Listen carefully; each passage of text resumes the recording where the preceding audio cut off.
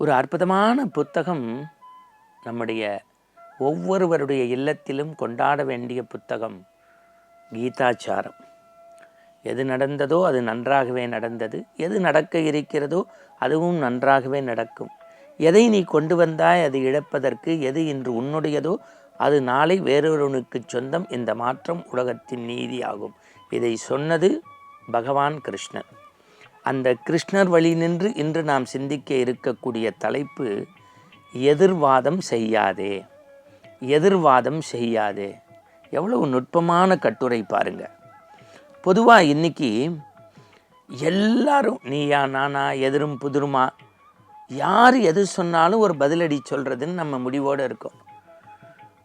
கணவன் மனைவி மட்டுமல்ல, வாதியார் சொன்னாலும் மாணவன் கேட்கறதில்ல, வக்கீல் சொன்னாலும் கிளைண்ட்டு கேட்கறதில்ல, மருத்துவர் சொன்னாலும் பேஷண்ட்டு கேட்குறதில்ல, கடவுளே வந்து நம்மள்கிட்ட சொன்னாலும் இருங்கன்னு சொல்லி கை தொலைபேசி எடுத்து கூகுளுக்குள்ளே சர்ச் பண்ணி அவருக்கும் ஒரு ரிப்ளை சொல்கிறோம். ஏன்னா அப்படி நாம் செய்திகளை சேகரித்து யாரும் ஒரு செய்தியை சொன்னால் அதுக்கு உடனே ஒரு கவுண்ட்ரு போட்டு நம்முடைய நிலைதான் சரி என்று நாம் நினைக்கின்றோம். ஆனால் ஆன்மீகத்தினுடைய வேறாக, ஆன்மீகத்தினுடைய அடிநாதமாக, அச்சாணியாக இருக்கின்றவர்கள் சொல்கின்றார்கள், நீங்கள் பண்பட்டு மேலே செல்ல வேண்டுமென்றால், இறைவனுடைய பாதத்தை தரிசித்து வீடு பேர் அடைய வேண்டுமென்றால் எதிர்வாதம் செய்யாது, அதுவும் குருவார்த்தைக்கு மறுவார்த்தை பேசாமல் குருவினுடைய பாதத்தை பக்கன பற்றி கொண்டு மேலே மேலே செல்ல வேண்டும் என்கிறார்கள். இன்றைய ஆசிரியர்களுக்கு கூட அவர்கள் குறித்து நன்மை தீமைகளை நாம் ஆராய்ந்திருக்கிறோம் இதே நிகழ்வில். ஆனாலும் இன்றைக்கு தேர்வு நேரங்களில் கூட பள்ளி பிள்ளைகள் சில சமயங்களில் ஆசிரியர்களை எடுத்தறிந்து பேசுவது நமக்கு வருத்தத்தை தருகின்றது. நான் இன்றைக்கும் சொல்கின்றேன் நண்பர்களே, ஒருவரை நாம் ஆசானாக குருவாக ஏற்றுக்கொண்டோம் என்றால் அவர் குறித்து எந்த எதிர்வாரமும் நாம் செய்யக்கூடாது. காரணம், குரு வார்த்தைக்கு மறுவார்த்தை இல்லை. நம்ப வேண்டும். ஃபெய்த் என்று ஆங்கிலத்திலே சொல்வார்களே, அப்படி நம்மை கரைக்க வேண்டும். குரு என்றால் அது மனைவிக்கு கணவனாக இருக்கலாம், பிள்ளைகளுக்கு தந்தையாக இருக்கலாம், மாணவர்களுக்கு ஆசிரியராக இருக்கலாம், இராணுவத்தில் வேலை பார்க்கின்றவர்களுக்கு படை தளபதியாக இருக்கலாம், அல்லது உங்கள் உயிரை பாதுகாக்கக்கூடிய மருத்துவர் கூட உங்கள் மீதும் உங்கள் குடும்பத்தின் மீதும் அக்கறை கொண்டு அன்பு செலுத்தலாம். குரு என்பவர் காவி உடுத்தி கமண்டலம் ஏந்தி கையிலே தண்டத்தோடு வருவதுதான் குரு அல்ல. வாழ்வில் எந்த நேரத்திலும் கூட மனித உருவில் குரு நடமாடுவார் என்று ஜென் நமக்கு பாடம் நடத்துகிறது. இப்போது ராமகாதைக்குள் ஒரு நுட்பமான செய்தியை, அந்த எதிர்வாதம் செய்யாதே என்பதற்கு போகின்றேன். நீங்கள் நினைத்து பாருங்கள், அசோகவனத்திலே சீதை தன்னந்தனியாக அரக்கிகளுக்கு மத்தியில் நின்று கொண்டிருக்கிறார். ராமன் வந்து தன்னை காப்பாற்றுவார் என்று நினைத்த போது வரவில்லை.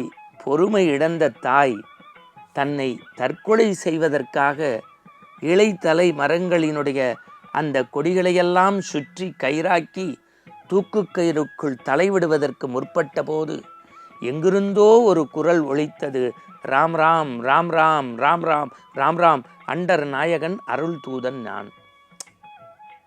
சீதா பிராட்டி நினைக்கிறார், ஒருவேளை இது அரக்கர்களுடைய மாய செயலாக இருக்குமோ? இருந்தாலும் ராம் என்கின்ற மந்திரத்தை உச்சரிக்கின்ற போதே அதில் ஒரு அர்த்தம் இருக்கும் என்று நம்பிக்கையோடு அனுமனுடன் பேச்சுவார்த்தையை தொடங்கினாலே அந்த நம்பிக்கைதான் அவரை உச்சாணி கொம்பில் நினைத்தது. அவள் எத்தனையோ சுடுசொற்கள் சொன்னாள். ஆனால் அனுமனுடைய ஒற்றை வார்த்தை ராம் ராம் என்கின்ற வார்த்தையையும் அண்டர் நாயகன் அருள் தூதன் நான் சொன்னபோதும் வைத்திருந்த ஃபெய்த், நம்பிக்கை தான் எதிர்வாதம் செய்யாமல் சீதையை கரை சேர்த்தது. இது ஆன்மீகத்தில், வாழ்வியலில் ஒன்று சொல்கின்றேன், அப்படியே மெய்சிலிர்த்து போகும். உலகத்தில் நிறைய சட்டதிட்டங்களுக்கு உட்பட்ட தேசங்களில் ஒன்று வளைகுடா நாடு. அந்த வளைகுடா நாட்டில் ஓமன் பகுதிக்கு நம்முடைய பாரத தேசத்தினுடைய பண்பாட்டுக்களில் ஒரு ஜனாதிபதியாக இருந்த ஐயா சங்கர் தயாள் சர்மா அவர்கள் நேராக செல்கின்றார். மஸ்கட் விமான நிலையம், ஓமனினுடைய அந்த மன்னராக இருக்கக்கூடியவர் புரோட்டோகால் படி அவர்களுக்கு கீழுள்ளவர்களை அனுப்பி வரவேற்பது தான் அந்த வளைகுடா நாட்டினுடைய மரபு. ஆனால் இவரே போகின்றார், சிவப்பு கம்பள வரவேற்பு, பூங்கத்தோடு விமான நிலையம் போகின்றார், கதவை திறக்கின்றார், பூங்கத்தை கொடுத்து திருவடியையும் தொழுது விட்டு வந்து விட்டார்.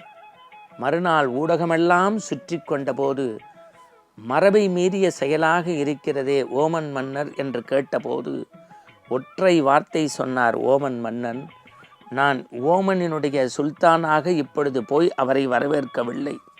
இந்தியாவில் பூனாவில் நடந்த ஒரு பல்கலைக்கழகத்தில் சில ஆண்டு காலம் எனக்கு குருவாக ஆசிரியராக இருந்தார். அவரிடத்தில் நான் குருகுலக் கல்வியைப் போல பாடம் படித்தேன். ஒரு நல்லாசிரியரை மாணவன் வரவேற்பது மரபு என்றார். எவ்வளவு மெக்குருகி போகக்கூடிய செய்தி!